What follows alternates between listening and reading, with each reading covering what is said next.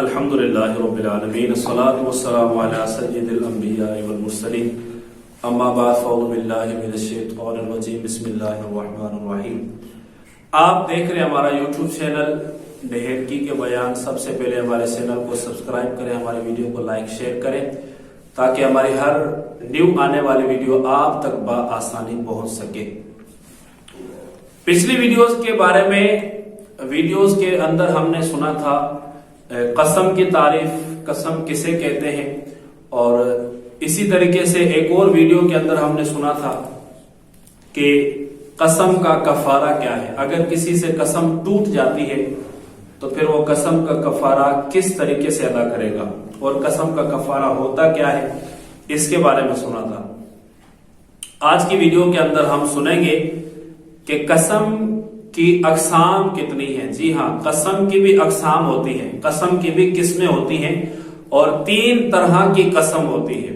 قسم 3 طرح کی ہوتی ہے۔ ایک قسم لغو ہوتی ہے، دوسری قسم غموس، اور تیسری منعقدہ۔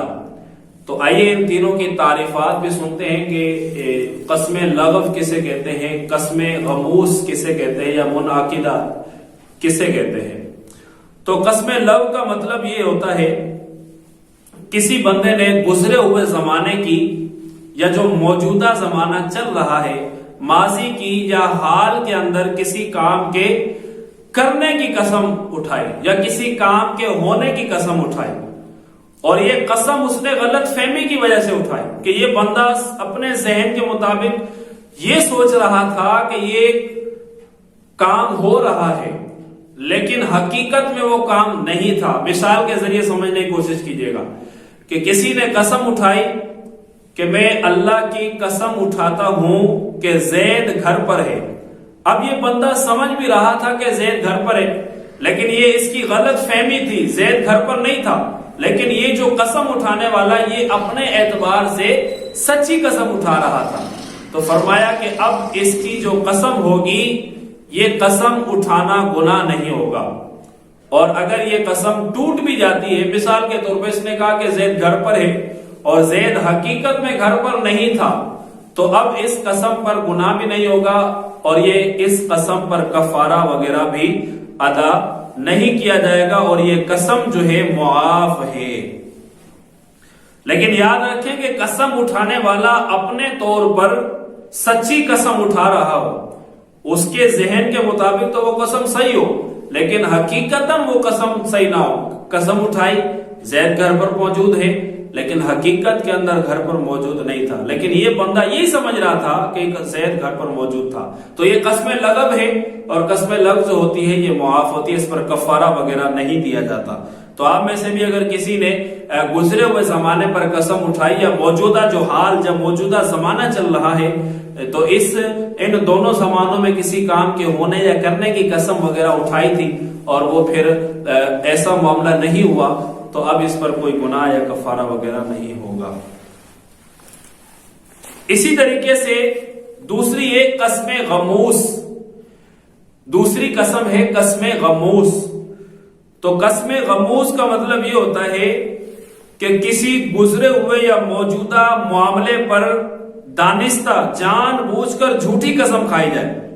مثلا کسی نے یہ قسم اٹھائی کہ میں اللہ کی قسم اٹھاتا ہوں زید گھر پر ہے، اور وہ جانتا ہے کہ حقیقت میں زید گھر پر نہیں تھا، تو یہ قسم غموس کہلائے گی، اور قسم کھانے والا سخت گناہگار ہوا۔ توبہ اور استغفار کرنا اس پر فرض ہے، مگر ایسی قسم پر کفارہ نہیں ہوگا، چونکہ زمانہ یہاں پر 2 بیان کیا گیا، ایک ماضی والا زمانہ اور ایک موجودہ جو حال والا زمانہ ہے۔ تو ان دونوں زمانوں کے اندر کسی کام کے ہونے یا کرنے کی جان بوجھ کر وہ قسم اٹھاتا ہے، جھوٹی قسم اٹھا لی۔ اس کو پتا تھا کہ زید گھر پر موجود نہیں تھا، لیکن اس نے قسم اٹھائی کہ زید گھر پر موجود ہے، تو یہ قسم غموس ہوئی۔ تو اس قسم پر اس کو گناہ ملے گا، لیکن یہ قسم اگر ٹوٹ جاتی ہے تو اس پر کفارہ وغیرہ لازم نہیں ہوگا۔ اور تیسری قسم ہے منعقدہ، اور وہ یہ ہے کہ کوئی بندہ زمانہ مستقبل کے اندر، فیوچر کے اندر کسی کام کے ہونے یا کرنے کی قسم اٹھا لیتا ہے، اور پھر وہ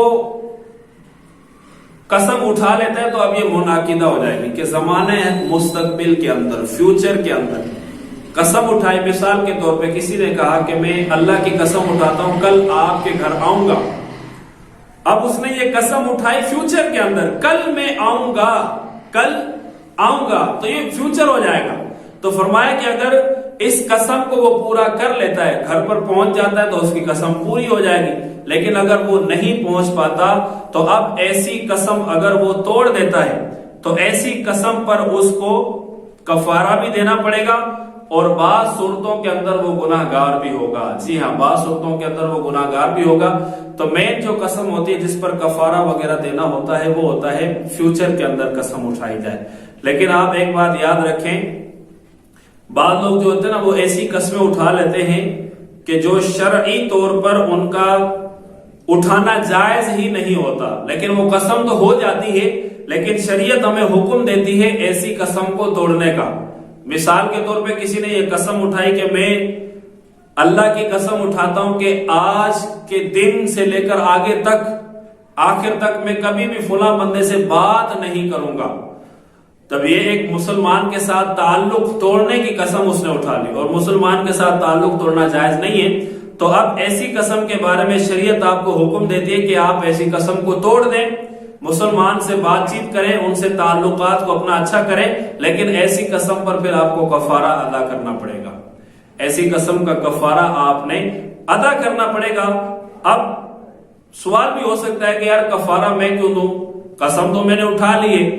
अब शरीयत ने मुझे हुक्म दिया कि ऐसी कसम को पूरा नहीं किया जा सकता। जो गुनाह के काम के लिए कसम उठाई जाए उस कसम का पूरा करना आपके ऊपर लाजिम नहीं है, बल्कि अगर कोई गुनाह के काम पर कसम उठाई जाती है तो उस कसम को तोड़ना वाजिब होता है, जरूरी होता है। और जब आप उस कसम को तोड़ देते हैं तो फिर उस कसम का कफारा आपने अदा करना होगा। जी हाँ, उस कसम का कफारा आपने अदा करना होगा।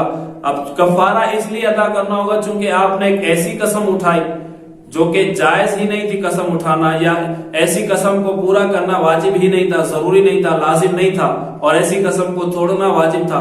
तो इसलिए अव्वलन तो आपको ऐसी कसम उठानी नहीं चाहिए थी, लेकिन आपने अब उठा ली तो अब तोड़ना ये आपके ऊपर लाजिम हो जाएगा। ये आपकी ला इल्मी की वजह से जो आपने कसम उठाई, इस वजह से शरीयत ने आप पर कफारा जो है वो वाजिब करार दिया है। तो हमेशा एक उसूल याद रखें, नाजायज काम के लिए अगर कसम उठाई जाए, हराम काम के लिए कसम उठाई जाए, तो उस कसम को पूरा करना जायज ना होगा, बल्कि उस कसम को तोड़ दें और बाद में फिर इस पर कफारा वगैरह अदा करें। लेकिन चूंकि जो कसम के अहकामात होते हैं वो बड़े ही मुख्तलिफ किस्म के अहकामात होते हैं, सूरतें चेंज होने से अहकाम भी बदल जाते हैं। तो अगर आप किसी भी मामले पर कसम वगैरह उठा लेते हैं तो अपने उलमा से रुजू करें कि मैंने फुला फुला चीज के बारे में और यूं यूं कसम उठाई थी और ये अल्फाज मैंने कहे थे, तो अब क्या ऐसी कसम को पूरा करना लाजिम है या लाजिम नहीं है। तोड़ अगर देता हूं मैं ये कसम, तो अब क्या इस कसम के तोड़ने पर मुझ पर कफारा वगैरह लाजिम होगा या नहीं होगा। उलमा किराम भी इंशाअल्लाह इसके बारे में आपको आगाही दे सकते हैं। अल्लाह पाक हम सबको अमल की तौफीक अता फरमाए, आमीन। बिजाह नबी अमीन सल्लल्लाहु अलैहि वसल्लम।